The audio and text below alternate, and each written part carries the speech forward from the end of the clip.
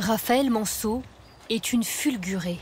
Ce mot, elle ne le connaissait pas il y a encore 8 ans, avant d'être frappée par la foudre. Un fulguré, il vit avec ses séquelles. Et un foudroyé, malheureusement, ne survit pas. Fulguré et miraculé. Septembre 2017, en marge d'un festival de musique, Raphaël Manceau s'abrite de la pluie sous cette tente. Un éclair s'abat sur la toile, 14 personnes sont blessées. Raphaël, elle, est touchée à la tête et perd connaissance. Je me réveille 6,5 mètres plus loin, donc avec une incompréhension. Je suis assise par terre sous la pluie battante, couverte de boue. C'est une scène de chaos. C'est une odeur de brûlé, de chair qui prend la gorge. Il y a des cris, il y a des pleurs. Et je suis là, je ne sais pas qui je suis en fait. Cette marque est le point d'entrée de la foudre dans son corps. Rare trace visible de cette soirée de 2017. Mais un mois après l'accident, Raphaël connaît une lente descente aux enfers. J'ai commencé à perdre la parole et puis après j'ai commencé à perdre l'écriture. Donc avant que ça disparaisse complètement, j'ai laissé une trace. Je m'appelle Raphaël Manceau, je suis une fille. Je suis descendue intellectuellement, c'est dur de le dire, je suis descendue au niveau d'un enfant de 4 ans. Elle, maîtresse d'école de profession, doit réapprendre à parler, à lire, à écrire, à compter. Vous êtes piégé dans votre corps qui est douloureux sans pouvoir communiquer, quoi. Enfin, vous n'existez plus.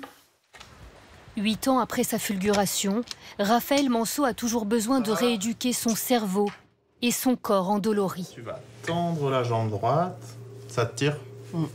C'est comme si on vous enfilait des aiguilles dans les nerfs et là vous avez des décharges électriques. Sur une échelle de douleur entre 0 et 10, moi je suis à 6 tout le temps, mais je ne vais pas me laisser abattre. C'est moi qui vais gagner. Okay. Comme Raphaël Manceau, au moins 200 Français chaque année sont victimes de la foudre. En 2024, plus de 500 000 impacts ont été enregistrés. La France compte seulement 4 médecins kéronologues, les spécialistes de la foudre. Le docteur Rémi Foussa est l'un d'entre eux. Il y a eu une déflagration de tonnerre ? Oui, après. Il suit des patients de la France entière, comme cette femme en Guadeloupe. Je me prends une décharge dans le bras. Depuis son accident il y a 1 an, elle était en errance médicale. Quand j'ai vu les autres médecins, ils étaient bouche bée. Ils ne savaient pas quoi me demander. Ils n'avaient pas de questions puisqu'ils ne comprenaient pas le problème. Déjà, l'idée de la foudre, c'est sa quantité énergétique. C'est de l'ordre du million de volts que l'on reçoit sur le corps humain.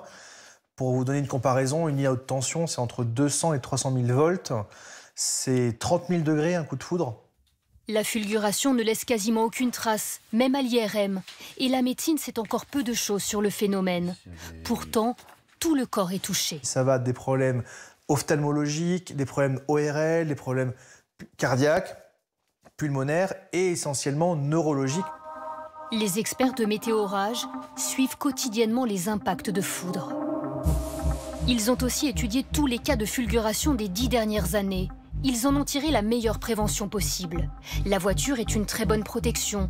À l'extérieur, il ne faut pas se réfugier sous un arbre ou dans un abri de fortune. En dernier recours, lorsqu'il n'y a aucune autre solution, eh bien, ça va consister à vous protéger en vous mettant tout simplement accroupi. Et même protégé à l'intérieur d'une maison, il faut rester vigilant.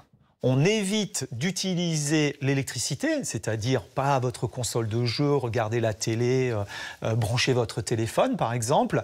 Et on évite également de prendre une douche, d'utiliser l'eau, parce que la foudre peut remonter à travers les canalisations. Les périodes d'orage sont de plus en plus longues, de plus en plus violentes, ce qui laisse craindre que les fulgurés soient à l'avenir plus nombreux.